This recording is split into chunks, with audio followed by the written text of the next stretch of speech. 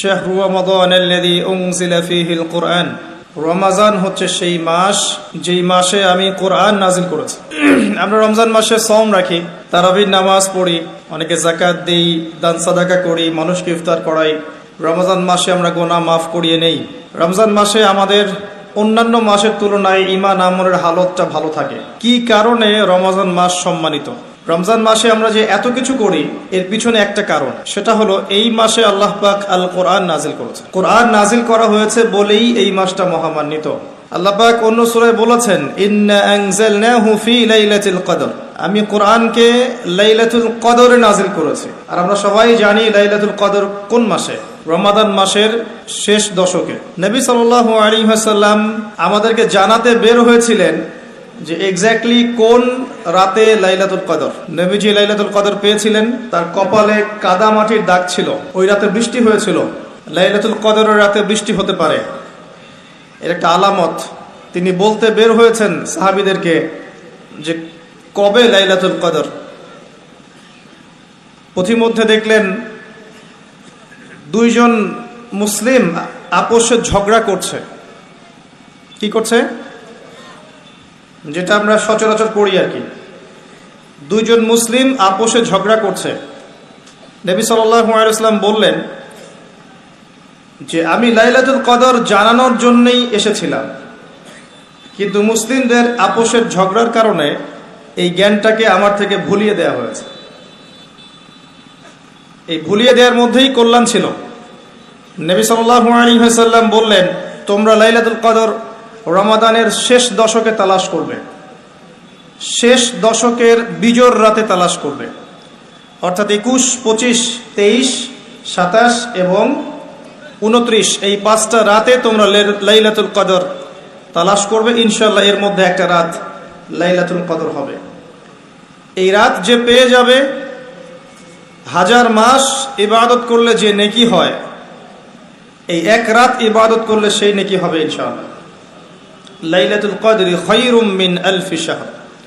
এবং এই রাতে কি হয়? তানাজ্জালুল মালায়েকাতু ওয়ার রূহু ফিহা বিইذনি রাব্বিহিম মিন কুল্লি আমর। এই রাতে ফেরেশতা মণ্ডলী আসমান থেকে নেমে আসেন পৃথিবীতে, এবং তাদের সর্দার হচ্ছেন জিবরাইল আলাইহিস সালাম। কি নিয়ে নেমে আসেন? প্রত্যেকটা বিষয়ের ফয়সালা নিয়ে। অর্থাৎ এই এক বছর কি হবে আপনার সাথে, এটা লাইলাতুল কদরের মধ্যে ফিক্স করা হয়। মানুষের তাকদীর 3 দফায় লেখা হয়। কয় দফায়? প্রথম দফা হচ্ছে আসমান এবং জমিন সৃষ্টি করার 50,000 বছর আগেই আমাদের তাকদীর লেখা হয়ে গেছে। আসমান জমিন সৃষ্টি করার 50,000 বছর আগেই আপনার আমার তাকদীর লেখা হয়ে গেছে। এরপর মায়ের গর্ভে যখন সন্তানের রূহটা আসে, 4 মাস 10 দিন বয়স বাচ্চার, তখন আল্লাহর পক্ষ থেকে একজন ফেরেশতা আসেন, রূহ নিয়ে আসেন। রূহটা কি? রূহ মানে কি? সায়েন্সকে জিজ্ঞাসা করেন রূহ মানে কি, বলতে পারবে? ওয়ায়াসআলুনাকা আনির রূহ, তারা তোমাকে রূহ সম্পর্কে জিজ্ঞাসা করে। কুলির রূহু মিন আমরি রাব্বি, রূহ হচ্ছে তোমার রবের আদেশ মাত্র, আদেশ। ব্যাখ্যা করতে পারবে না, কঠিন না তরল না বায়বীয়। আল্লাহর হুকুমে এসেছে, আল্লাহর হুকুমেই চলে যাবে, কোনো কারণের দরকার নাই। আল্লাহ যদি বলেন কুন ফায়াকুন, এর নাম রূহ। তারা তোমাকে রূহ সম্পর্কে জিজ্ঞাসা করে। কুলির রূহু মিন আমরি রাব্বি, বলো যে রূহ তোমার রবের আদেশ মাত্র। ওয়া মা উতীতুম মিনাল ইলমি ইল্লা কলিলা, রূহ সম্পর্কে তোমাদেরকে বেশি জ্ঞান দেয়া হয়নি। তো এই রাতে যখন মালায়েকার পক্ষ থেকে আল্লাহ পাক রূহটা পাঠিয়ে দেন মায়ের গর্ভে, মালায়েকা ফুঁকে দেন, তখন বাচ্চা নড়াচড়া শুরু করে, বাচ্চার হার্টবিট পাম্প করা শুরু করে। তখন ফেরেশতা লিখে দেন তার হায়াত, তার রিজিক, সে সৌভাগ্যবান না দুর্ভাগ্যবান, এবং তার পরিণতি কি হবে লিখে দেয়া হয়। দ্বিতীয় দফায় তাকদীর লেখা হয়। প্রথম দফায় কোথায়? আসমান জমিন সৃষ্টির 50,000 বছর আগে লাউহে মাহফুজে লেখা হয়ে গেছে। দ্বিতীয় দফা এখানে। এরপর লাইলাতুল কদরে আগামী 1 বছর কোথায় কি হবে না হবে প্রত্যেকটা বিষয় ফয়সালা করা হয় লাইলাতুল কদরে, যেটা রমাদান মাসের শেষ দশকের বিজোড় রাতে। অতএব শেষ দশকে আমরা বাজার ঘাটে বেশি ব্যস্ত হব না। রমাজান আসন্ন, আমি কয়েকটা লেকচারে এটা নিয়ে কথাও বলেছি, তবে আপনাদেরকে স্মরণ করানোর জন্য আমি কয়েকটা কাজের কথা বলছি। রমাজান মাসের প্রথম কাজ হচ্ছে বিশুদ্ধভাবে সওম রাখা, শুধু খাবার ছেড়ে দেয়া, পানাহার ছেড়ে দেয়া। যতক্ষণ পর্যন্ত একজন রোজাদার আল্লাহ পাকের সমস্ত নিষেধ ত্যাগ না করছে, রোজা হচ্ছে না। একজন ব্যক্তি যদি পানাহার ছেড়ে দিয়ে সুদ খায়, সওম রেখে মিথ্যা কথা বলে, রোজা রেখে মানুষকে ঠকায়, রোজা রেখে মাপে কম দেয়, রোজা রেখে দুর্নীতি করে, রোজা রেখে ঘুষ খায়, ইত্যাদি ইত্যাদি, ওই ব্যক্তির রোজার আল্লাহর কাছে কোনো দাম নাই। এমনভাবে হাদিস এসেছে, কেউ যদি রোজা রেখে মিথ্যা কথা বলে, অশ্লীল কাজ করে, ওই ব্যক্তির পানাহার ত্যাগ করায় আল্লাহ পাকের কিচ্ছু যায় আসে না। বলে নাউজুবিল্লাহ। তাহলে সওমের প্রকৃত অর্থ হচ্ছে আত্মশুদ্ধি অর্জন করা, তাকওয়া অর্জন করা। তাকওয়া তখনই অর্জিত হবে যখন আমরা আল্লাহর সমস্ত হারাম ছাড়তে পারব, তার আগ পর্যন্ত না। রোজা রাখবেন এভাবে যাতে আল্লাহ পাকের নিষেধে আপনি না জড়ান। 2 নাম্বার, রমজান মাসে বেশি থেকে বেশি দান সদাকা করেন। আপনাকে আল্লাহ পাক যতটুকু সামর্থ্য দিয়েছেন, এই সামর্থ্য দিয়ে বেশি থেকে বেশি দান সদাকা করেন। পারবেন? পারা যাবে ইনশাআল্লাহ। আল্লাহ তৌফিক দান করুন। 3, রমজান মাসে বেশি ভোগ বিলাসী হবেন না, খুব বেশি খেতে যাবেন না। ওই যে বলি আমি একটা কথা, সেহেরি এমনভাবে করবেন না যে মনে হয় আপনার জীবনের শেষ খাওয়া, এমনভাবে সেহেরি করবেন না। ইফতারে এত বেশি আয়োজন করবেন না যে আপনার রোজার আধ্যাত্মিকত্ব নষ্ট হয়ে যায়। কাজগুলো একটু কঠিন, কিন্তু প্রবৃত্তিকে নিয়ন্ত্রণ না করতে পারলে আত্মশুদ্ধি আসে না। যার সামনে অনেকগুলো খাবার দেয়া হয়েছে এবং সে ক্ষুধার্ত, যদি এখানে সে সবর করতে পারে, বুঝবেন তার প্রবৃত্তির উপর তার নিয়ন্ত্রণ আছে। কথা বুঝতে পারছেন? যখন দেখবেন খাবার টেবিলে অনেকগুলো, গোগ্রাসে মানুষ খাচ্ছে দাড়ি টুপি নিয়ে, বুঝবেন এই ব্যক্তির উপর তার প্রবৃত্তি জয়লাভ করেছে, প্রবৃত্তির উপরে নিয়ন্ত্রণ নাই। আগে পেটকে নিয়ন্ত্রণ করতে হয়। মুসলিমদের ভুঁড়ি থাকে নাকি? মুসলিমদের ভুঁড়ি থাকা সুন্নত। কোন মুজাহিদ সাহাবীর ভুঁড়ি ছিল? আজকে দেখবেন মুসলিমদের মধ্যে প্রচুর ভুঁড়িওয়ালা মানুষ আছে। নবী সাল্লাল্লাহু আলাইহি ওয়াসাল্লাম শেষ জামানার হাদিসে বলেছেন, শেষ জামানায় এমন একটা সময় আসবে যে মুসলিমরা হবে আয়েশি, খুব আরাম প্রিয়, ফাকিল হবে, মেদ জন্মাবে, ঠেস দিয়ে দেয়ালে শুয়ে থাকবে আর বলবে আমি কোরআন মানি, হাদিস মানি না। রমজান মাসে খাওয়ারকে নিয়ন্ত্রণ করেন। 3 নাম্বার, রমাদান মাসটা হবে কোরআনময়। রমজানে কোরআনকে সময় দিবেন, কারণ কোরআনই হচ্ছে সেই কারণ যার কারণে রমজান মাসকে সম্মানিত করা হয়েছে। কি করবেন কোরআনকে নিয়ে? প্রথমত আপনি তিলাওয়াত করবেন, বিশুদ্ধ করে তিলাওয়াত করবেন। প্রত্যেকদিন একটা করে পারা তিলাওয়াত করার চেষ্টা করেন। পারা যাবে ইনশাআল্লাহ? এক পারা একদিনে 20 পৃষ্ঠা, সময় লাগবে সর্বোচ্চ 1 ঘন্টা। হাফেজে কোরআন যারা, তাদের মাত্র 20 মিনিট লাগে। আর যারা আমরা কোরআন টুকটাক বুঝি, তাদের উচিত হবে রমজান মাসে কোরআন অর্থ সহ পড়া, একটু গবেষণা করা, আল্লাহ পাক কি বলেছেন কোরআনে এটাকে তাদাব্বুর করা। পারা যাবে ইনশাআল্লাহ? যারা হাফেজ আছি, রমজান মাসে হিফজ চর্চা করব। তারাবির সালাতে আমরা পুরো কোরআন খতম করব ইনশাআল্লাহ। এবং তারাবির সালাতে যিনি তেলাওয়াত করবেন, তার তিলাওয়াতটা হবে সুমধুর। সবচেয়ে সেরা তেলাওয়াতকারীকে তারাবি পড়াতে দিবেন। ইমাম সাহেবদেরকে, মুয়াজ্জিন সাহেবদেরকে, খতিব সাহেবদেরকে, তাদের পরিবারের দায়িত্ব আপনারা নিয়ে নেবেন। তারা এই মাসে দিনকে সময় দিবে, কোরআনকে সময় দিবে, তারাবি পড়াবে, নামাজ পড়াবে। তাদের ফ্যামিলির দায়িত্ব আপনারা নেবেন। তাদেরকে ভালো অঙ্কের হাদিয়ার ব্যবস্থা করবেন, যাতে তাদের টাকা পয়সা রিজিকের জন্য ফিকির করতে না হয়। পারবেন না ইনশাআল্লাহ? ইনশাআল্লাহ তাআলা। কোরআনকে সময় দিবেন, কোরআন তাদাব্বুর করবেন, গবেষণা করবেন, তিলাওয়াত করবেন। এটাই সেই মাস যেই মাসে কোরআন নাজিল হয়েছে। আর কোরআন নাজিল হয়েছে বলেই বিশ্বে ইসলাম প্রতিষ্ঠা পেয়েছে। কোরআন না থাকলে ইসলাম থাকতো? হাদিস না থাকলে ইসলাম থাকতো? কোরআন হাদিস আল্লাহর ওয়াহি, আল্লাহর প্রত্যাদেশ এই মাসে নাজিল করা হয়েছে। তাহলে এই মাসের মূল বিষয়টা কি? এই মাসের মূল বিষয়টাই হচ্ছে কোরআন। কোরআনময় রমাদান, রমজান হবে কোরআনময়। কোরআন তেলাওয়াত শুনবেন। যারা বিভিন্ন অফিসে আছেন, আদালতে আছেন, ব্যাংকিং সেক্টরে আছেন, ড্রাইভিং করছেন, হোটেলে বসে আছেন ইত্যাদি, যে যে প্রফেশনে আছেন, শুরুতেই কোরআন তেলাওয়াত দিয়ে শুরু হবে। কোরআন তেলাওয়াত ছেড়ে দিবেন, কোরআন তেলাওয়াত বাঁচতে থাকবে, আপনি কাজ করবেন। কোরআনময় রমাদান, যেখানে যাবেন সেখানে কোরআন। গান শুনবেন না, কোরআন শুনবেন। বাসায় কোরআন তেলাওয়াত ছাড়বেন, সবাই মিলে দেখবেন, কোরআনময় চর্চা হবে। পারা যাবে ইনশাআল্লাহ। এক মাস যারা কোরআন পড়তে জানেন না, এই এক মাস আপনার জন্য সর্বোত্তম সময় কোরআন শেখার। ইমাম সাহেবের কাছে যাবেন, মুয়াজ্জিন সাহেবের কাছে যাবেন, স্থানীয় আলেমের কাছে যাবেন, মাদ্রাসায় যাবেন, এক মাসের কোরআনের কোর্স করবেন। এই মাস শেষে যেন আমরা দেখতে পাই যে এই এলাকার সমস্ত মানুষ কোরআন পড়তে জানে। পারা যাবে ইনশাআল্লাহ। আল্লাহকে ওয়াদা করেন এই মাসে কোরআন তেলাওয়াত শিখবই ইনশাআল্লাহ। পারা যাবে ইনশাআল্লাহ।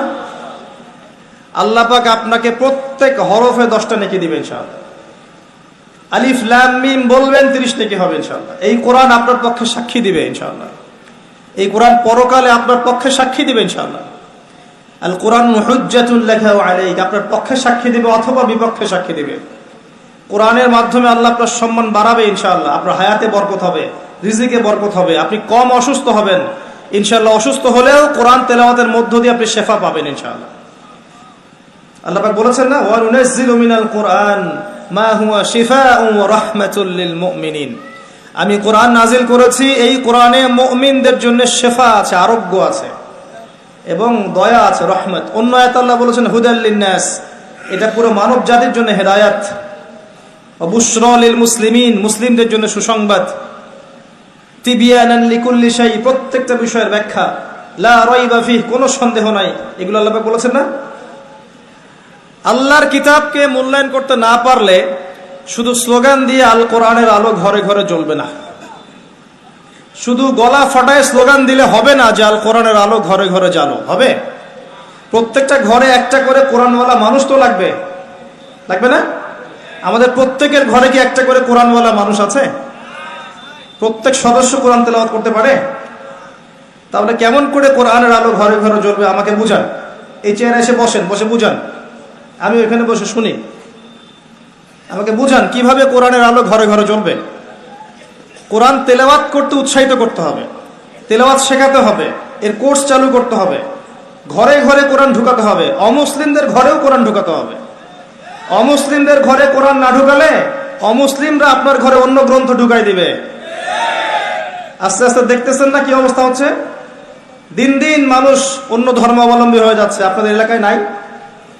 পার্বত্য এলাকায় নাই? উত্তরাঞ্চলে নাই? দেশের বিভিন্ন প্রান্তে গিয়ে দেখবেন দিন দিন মানুষ বিধর্মী হয়ে যাচ্ছে।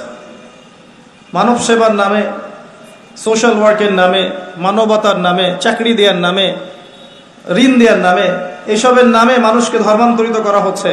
আর মুসলিমরা দিন দিন হয়ে যাচ্ছে খ্রিস্টান হচ্ছে, কেউ বুদ্ধিস্ট হচ্ছে, কেউ অন্য ধর্ম হচ্ছে, কেউ শিয়া হচ্ছে, কেউ কাদিয়ানি হচ্ছে। দিন দিন হচ্ছে এগুলো হতে হতে দেখবেন এমন একটা সময় আসবে যে আমরা ওই ইখতিলাফি বিষয় নিয়ে মারামারি কাটাকাটি করতে থাকবো, ওরা দেখবেন যে পুরো জায়গা দখল করে ফেলেছে। জানি না কবে আমাদের বোধোদয় হবে, কবে আমরা বুঝবো যে আমাদের মূল জিনিসটা হচ্ছে ইসলাম, কোরআন, সুন্নাহ, জামাআহ এবং ঐক্য। ইসলাম না থাকলে আমরাও টিকবো না। যখন ইসলাম থাকবে না তখন আমরাও টিকতে পারবো না। ইসলাম আছে বলেই আমরা টিকে আছি। আর আমরা যদি আল্লাহর পক্ষ থেকে যে দায়িত্ব আমাদেরকে দেয়া হয়েছে দ্বীনের রক্ষণাবেক্ষণ, এটার দায়িত্ব আমরা পালন না করি, আল্লাহ পাক অন্য জাতিকে এই জায়গায় নিয়ে আসবেন, আমাদেরকে সরিয়ে দিবেন। এটা কি ঠাট্টা মশকরা মনে করছে? আল্লাহ পাক কোরআনে বলেছেন ওয়া ইন তাতাওয়াল্লাউ, সূরা মুহাম্মদ পড়ে দেখেন, ওয়া ইন তাতাওয়াল্লাউ, তোমরা যদি মুখ ফিরিয়ে নাও, ইস্তাবদিল কওমান গায়রাকুম, আল্লাহ পাক অন্য কওমকে তোমাদের জায়গায় নিয়ে আসবেন। সুম্মা লা ইয়াকুনু আমসালাকুম, তারা তোমাদের মতো অপদার্থ হবে না। আল্লাহ পাক আমাদেরকে বোঝার তৌফিক দান করুন। আসলে ভাই লম্বা চওড়া আলোচনা করে লাভ নাই, মূল কথা কিন্তু খুব অল্প। মূল কথাটুকু যদি আপনারা বুঝতে পারেন, আমি বুঝাতে পারি, বলবো যে আজকের মাহফিল সফল। আমরা দোয়া করি আজকের মাহফিল যারা অ্যারেঞ্জ করেছে, শ্রম দিয়েছে, অর্থ দিয়েছে, মেধা দিয়েছে, প্রশাসনিক সহযোগিতা দিয়েছে, সার্বিকভাবে সহযোগিতা করেছে, আল্লাহ পাক সবার নেক হায়াত হালাল রিজিকে আল্লাহ পাক বৃদ্ধি করুন, আমিন। কোরআনময় রমাদান হবে, রমজানটা হবে কোরআনময়। খালি কোরআন নিয়ে পড়ে থাকবেন, হাদিস পড়বেন, তালিম করবেন, মসজিদে নামাজের পরে হাদিসের চর্চা হবে, আসর থেকে মাগরিব পর্যন্ত ইমাম সাহেব একটা বিষয়ের উপর দার্স দেবে, একসাথে ইফতার করবেন, একটা ইসলামী সংস্কৃতি বিরাজ করবে। আমলের মৌসুম, গুনাহ মাফ করানোর একটা মৌসুম। সেই ব্যক্তির জন্য ধ্বংস যে ব্যক্তি রমজান মাসকে পেয়েছে কিন্তু তার গুনাহ মাফ করাতে পারলো না। সেই ব্যক্তির জন্য ধ্বংস, এই দোয়া করেছেন নবী সাল্লাল্লাহু আলাইহি ওয়াসাল্লাম, বদদোয়া করেছেন। সেই ব্যক্তির জন্য ধ্বংস যে রমজান মাসকে পেয়েছে কিন্তু রমজান মাসকে পেয়েও তার গুনাহগুলো মাফ করাতে পারলো না। এখন আমরা তো জানি না আমাদের গুনাহগুলো কত। যে গুনাহগুলো আমরা জানি সেগুলোকে মাথায় নিতে হবে, এই গুনাহ আমি করেছি জীবনে। সেই গুনাহগুলোকে আল্লাহর কাছে নাম ধরে ধরে বলে ক্ষমা চাইতে হবে। আল্লাহ, আমি অমুক দিন মাদক সেবন করেছিলাম, আল্লাহ আমাকে মাফ করে দাও। আল্লাহ, আমি অমুক দিন বন্ধুদের পাল্লায় পড়ে অন্যায় করেছি, আমাকে মাফ করে দাও। আল্লাহ, আমি অমুক দিন সুদ খেয়েছি, আমাকে মাফ করে দাও। যেগুলো মনে পড়ে সেগুলো আল্লাহকে বলতে হবে, বলে বলে মাফ নিতে হবে। আর যদি মানুষের সাথে জড়িত ব্যাপার হয়, আল্লাহ, আমি অমুকের রিলিফের মাল আত্মসাৎ করেছি, ফেরত দেইনি, আল্লাহ আমাকে মাফ করো, আমাকে সেই মাল ফেরত দেওয়ার তৌফিক দাও। আল্লাহ, আমি অমুকের জমি আত্মসাৎ করেছিলাম, আল্লাহ আমাকে ওই জমি ফেরত দেওয়ার তৌফিক দাও। আল্লাহ, আমি অমুককে গালি দিয়েছি, অমুককে গীবত করেছি, অমুককে জুলুম করেছি, আল্লাহ যার যার হক তাকে তাকে ফিরায় দেওয়ার তৌফিক আমাকে দাও। পবিত্র অবস্থায় আমাকে পরকালে উঠাও, এরকম করে দোয়া করতে হবে। মানুষের সাথে জড়িত হক আল্লাহর কাছে মাফ হবে না। কাবা ঘরের গেলাফ ধরে কানলেও মানুষের সাথে জড়িত হক ক্ষমা হয় না, এটা মানুষের কাছেই ক্ষমা নিতে হয়। তো বিষয়গুলো এরকম, মানুষের সাথে জড়িত হক আল্লাহর কাছে মাফ নেওয়া যাবে না, মানুষের কাছেই মাফ নিতে হবে। কথা কি বুঝতে পারছেন? রমজান মাস গোনা মাফের মাস, গোনাগুলোকে ফাইন্ড আউট করে মাফ নিতে হবে। আল্লাহ পাক তৌফিক দান করুন। রমজানে বেশি বেশি দান সাদাকা করবেন সাধ্যমতো, এবং মানুষকে ইফতার করাবেন, বেশি বেশি ইফতার করাবেন। প্রত্যেকটা দিন মসজিদে ইফতার হবে। আমরা এলাকার মানুষ মসজিদে ইফতার দিব, যারা মিসকিন আছে, দরিদ্র আছে, সবাই মসজিদে আসবে, আমরাও বসবো, সবাই মিলে বসে একসাথে, ধনী গরিব সবাই মিলে একসাথে ইফতার। এরকম সাম্য অন্য ধর্ম দেখাতে পারবে? এটা দেখবেন বারাকা হবে। একই বড় প্লেটে খাবেন, দেখবেন বারাকা হবে ইনশাআল্লাহ। 5 ওয়াক্ত নামাজ রমাদান মাসে জামাতে পড়বেন, যুবকরা পড়া যাবে ইনশাআল্লাহ। আল্লাহ পাক তৌফিক দান করুক তোমাদেরকে। 5 ওয়াক্ত নামাজ জামাতে, এবং এবার যে নামাজ ধরবা আর জীবনে কোনোদিন ছাড়বা না ইনশাআল্লাহ। মৃত্যু হয়ে গেলেও মৌতের আগেও 2 রাকাত নামাজ পড়ে মরবা, পারা যাবে? 5 ওয়াক্ত নামাজ ছাড়বা না ইনশাআল্লাহ, জামাতের সাথে। যদি জামাত না পাও, ছুটে যায়, নামাজ কি ছেড়ে দিবা? একা পড়বা। যদি একা পড়তে ভুলে গিয়েছো, ঘুমিয়ে গিয়েছো, বা মনে ছিল না, যখনই ঘুম ভাঙবে তখনই নামাজ, যখনই মনে পড়বে তখনই নামাজ। একদিন নামাজ পরের দিনের জন্য রেখে দিবা না, যে পরের দিন গিয়ে কাজা করবো, এটা করবা না। যখনই মনে পড়বে তখনই নামাজ।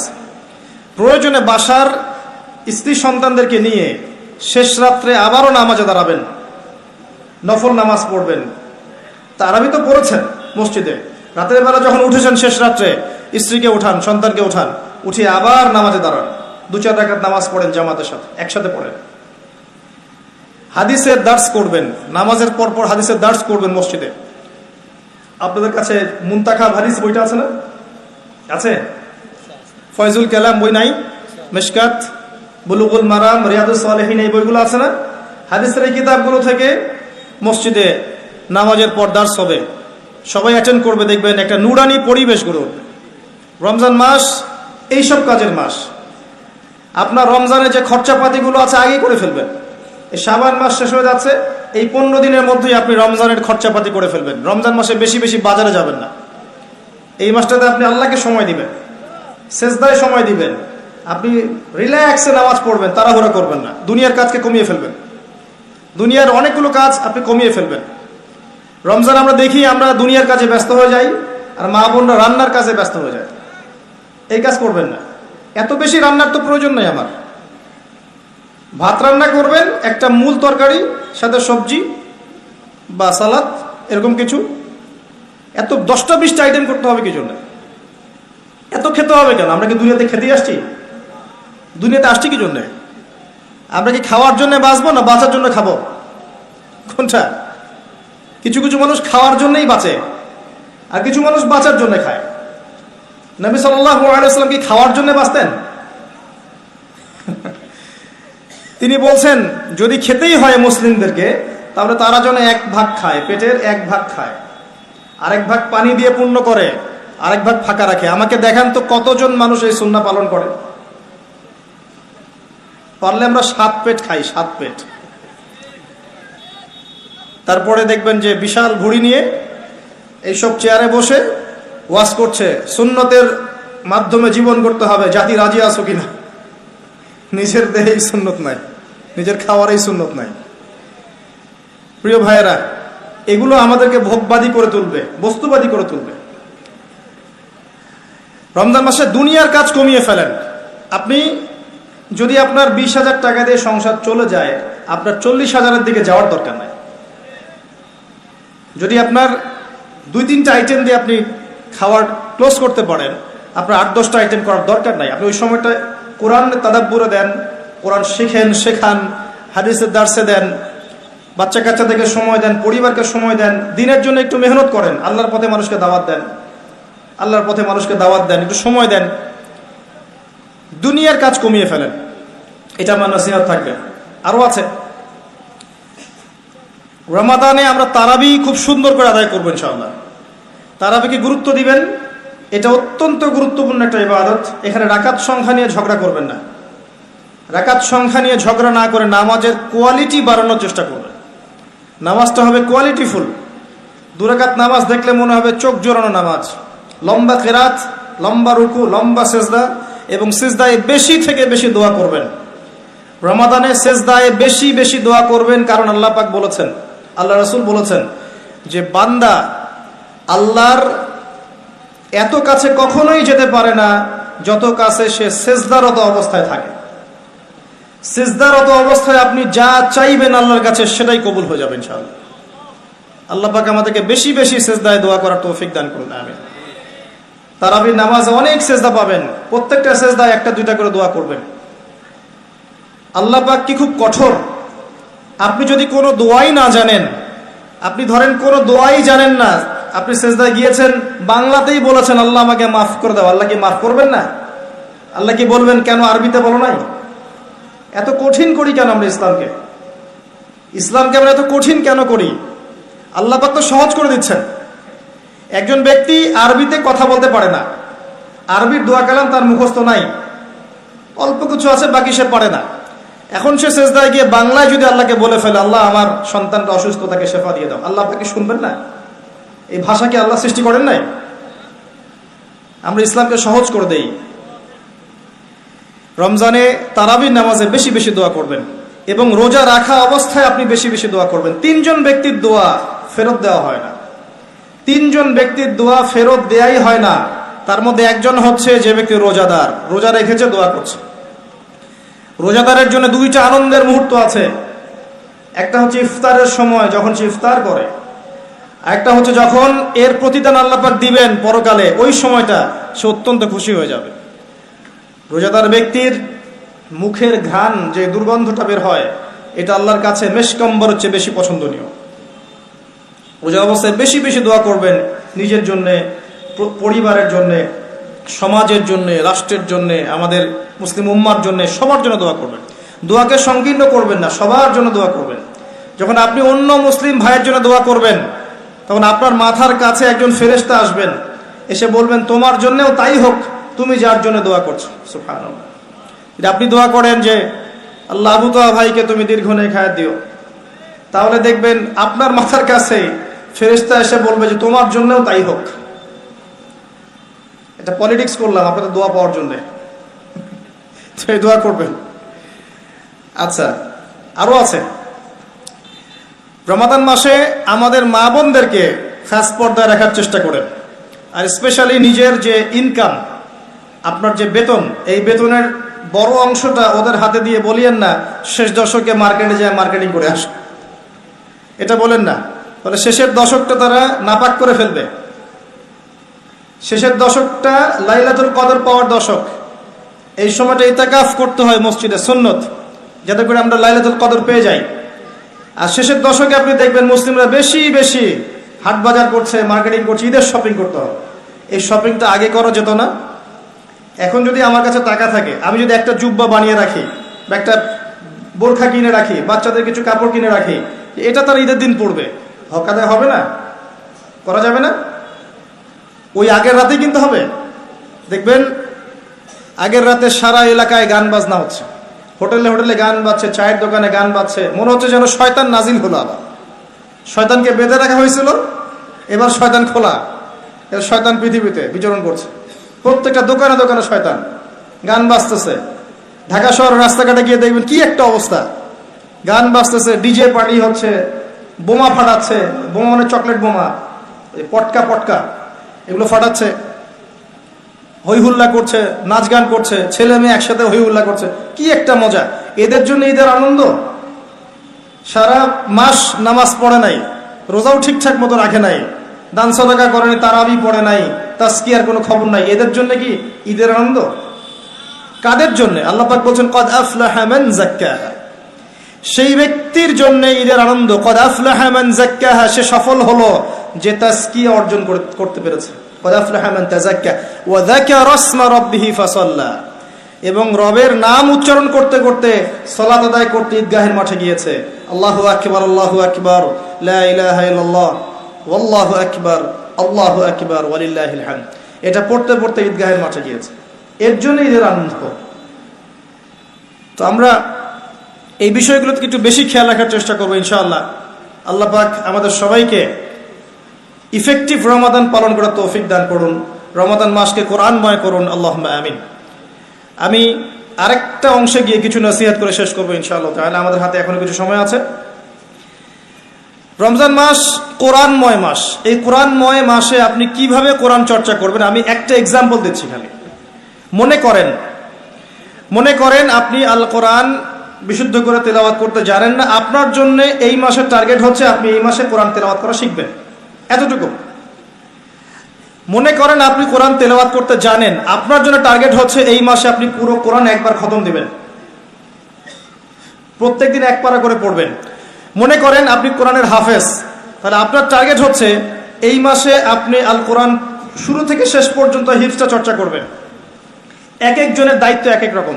মনে করেন আপনি কোরআনের হাফেজ, আরবি ভাষা বোঝেন, মাশাআল্লাহ, আরবি ব্যাকরণ বোঝেন, কোরআন তিলাওয়াত করতে জানেন, আলহামদুলিল্লাহ। এখন এই মাসে আপনার দায়িত্ব হচ্ছে আপনি কোরআন এর ভিতরে ঢুকবেন, ঢুকে অর্থগুলো গবেষণা করবেন। এক এক মানুষের সেকশন এক এক রকম, এবং যারা স্কলার, বিজ্ঞ আলেম, তারা কোরআন থেকে গবেষণা করে এই মাসে নতুন নতুন দার্স মানুষকে দিবে, কোরআন মানুষকে শেখাবে। কিরকম করে? ফর এক্সাম্পল, মনে করেন আপনি কোরআন খুলেছেন, এখানে একটা সূরা বের হলো, সূরাতুল লুকমান। কি নাম? সূরা লুকমান। আপনি পড়া শুরু করলে, সূরা লুকমান মাক্কি সূরা না মাদানী সূরা? সূরা লুকমানের আয়াত সংখ্যা কত? সূরা লুকমানের মেইন পয়েন্টসগুলো কি কি? তাফসীর আপনার বাসায় থাকবে, যেটা আপনি বেশি পছন্দ করেন, মারিফুল কোরআন হোক, ইবনে কাসির হোক বা জালালাইন হোক, যেটা আপনার কাছে বেস্ট মনে হয় খুলবেন, নোট আউট করবেন, খাতা নেবেন, খাতা কলম নেবেন, সূরা লুকমান মাক্কি সূরা না মাদানী সূরা লিখবেন, আয়াত সংখ্যা কত, রুকু সংখ্যা কত, এই সূরার মূল পয়েন্টসগুলো কি কি। আয়াত নাম্বার 1 কি বলেছেন আল্লাহ পাক, আপনি পড়ছেন, লিখছেন, পড়ছেন, লিখছেন। আমি একটা এক্সাম্পল দিচ্ছি, আমি আপনাকে শেখাচ্ছি কিভাবে আপনি স্টাডি করতে পারেন। মনে করেন আপনি চলে আসলেন 12 নম্বর আয়াতে, এসে দেখলেন আল্লাহ পাক বলছেন, একটা প্রসঙ্গে বলছেন, ওয়ালাকাদ আতাইনা লুকমানাল হিকমা আনিশকুর লিল্লাহ ওয়া মান ইয়াশকুর ফাইন্নামা ইয়াশকুরু লিনাফসিহি ওয়া মান কাফারা ফাইন্নাল্লাহা গনিয়্যুন হামিদ। একটা আয়াত, 12 নম্বর আয়াত। এবার আপনি এখানে দেখছেন ওয়ালাকাদ আতাইনা লুকমানাল হিকমা, আল্লাহ পাক বলছেন নিশ্চয়ই আমি লোকমানকে হিকমত দিয়েছি, প্রজ্ঞা দিয়েছি। আপনার পয়েন্ট কি? লোকমান কে? 2 নম্বর পয়েন্ট, হিকমা, প্রজ্ঞা কি? বুঝতে পারছেন কিভাবে স্টাডি করবেন? লোকমান কে? ওয়ালাকাদ আতাইনা লুকমানাল হিকমা, আমি লুকমান আলাইহিস সালামকে হিকমা দিয়েছি। অনেকে বলেন তিনি নবী ছিলেন, আবার অনেকে বলেন তিনি নবী ছিলেন না, তিনি একজন আল্লাহর ওলি ছিলেন। প্রসঙ্গ যেটাই হোক, আল্লাহ বলছেন তাকে আমি হিকমা দিয়েছি, প্রজ্ঞা দিয়েছি। হিকমা কি জিনিস? হিকমা কি? দূরদর্শিতা, প্রজ্ঞা, বিচক্ষণতা, প্রচন্ড গভীর জ্ঞান দিয়েছি। ওই যে খিদির আলাইহিস সালামের মতো দূরদর্শিতা সম্পন্ন। নৌকা ফুটা করছি কেন? পিছনে জলদস্যু আছে তাই। বাচ্চাকে হত্যা করছি কেন? এই বাচ্চা বড় হলে কাফের হয়ে যাবে এই জন্যে। এই দেয়াল নির্মাণ করলাম কেন? দেয়ালের নিচে এতিম বাচ্চার সম্পত্তি আছে। এই যে প্রজ্ঞা, দূরদর্শিতা। মুসা আলাইহিস সালাম বুঝতে পারছেন না কেন নৌকা ফুটা করছেন, কেন আপনি বাচ্চাকে হত্যা করলেন, কেন দেয়াল নির্মাণ করলেন। মুসা আলাইহিস সালামও কিন্তু একজন নবী। খিদির আলাইহিস সালামকে আল্লাহ পাক বলেছেন ওয়াল্লামনাহু মিন লাদুন্না ইলমা, আমার পক্ষ থেকে ওকে জ্ঞান শিক্ষা দিয়েছে। সুবহানাল্লাহ। লুকমান আলাইহিস সালামকে আল্লাহ পাক হিকমা দিয়েছেন, প্রজ্ঞা। এই যে আপনি পড়াশোনা করছেন, লুকমান আলাইহিস সালাম কে? তিনি ছিলেন একজন হাবাশী। হাবাশী মানে আফ্রিকার মানুষ, কালো মানুষ। তিনজন ব্যক্তির জন্য জান্নাতে বড় মর্যাদা আছে। একজন বেলাল রাদিয়াল্লাহু আনহু, কালো মানুষ। একজন লুকমান, এই যে হাকিম আলাইহিস সালাম। আর একজন হচ্ছেন বাদশা নাজাশী, আবিসিনিয়ার বাদশা। এই তিনজনের জন্য জান্নাতে বড় মর্যাদা আছে। লুকমান আলাইহিস সালাম আফ্রিকার একজন মানুষ, ইথিওপিয়া, ইরিট্রিয়ার মানুষ, একজন বিজ্ঞ মানুষ। নবী ছিলেন না বলেই বেশি কথা এসেছে। আর তাকে আল্লাহ পাক প্রজ্ঞা দিয়েছিলেন। প্রজ্ঞা মানে হিকমা। এরপর আল্লাহ কি বলেছেন? আনিশকুরুল্লাহ, তুমি আমার শুকরিয়া আদায় করো। একজন প্রজ্ঞাবান মানুষের দায়িত্ব আল্লাহ শুকরিয়া আদায় করা। আল্লাহ অন্য সূরায় বলেছেন লা ইন শাকারতুম লাযাযিদান্নাকুম, তোমরা আমার শুকরিয়া আদায় করলে আমি নিয়ামত কি করব? বাড়িয়ে দিব। ওয়া ইন কাফারতুম ইন্না আযাবি লাশাদীদ, কুফরি করলে জেনে রাখো আমার আযাব বড় কঠিন। একটা আয়াত থেকে আপনি অনেকগুলো মেসেজ পাচ্ছেন। লুকমান আলাইহিস সালাম কে ছিলেন? তাকে আল্লাহ পাক কি দিয়েছিলেন? তিনি কোথাকার মানুষ ছিলেন? তাকে আল্লাহ কি বলেছেন? শুকরিয়া আদায় করতে বলেছেন। আমিও শুকরিয়া আদায় করবো ইনশাআল্লাহ, বলবো আলহামদুলিল্লাহ। এবং আল্লাহ বলছেন যে ব্যক্তি শুকরিয়া আদায় করে সে নিজের জন্যই করে, কেউ যদি কুফরি করে আল্লাহর কিচ্ছু যায় আসে না। একটা শিক্ষা পেলেন।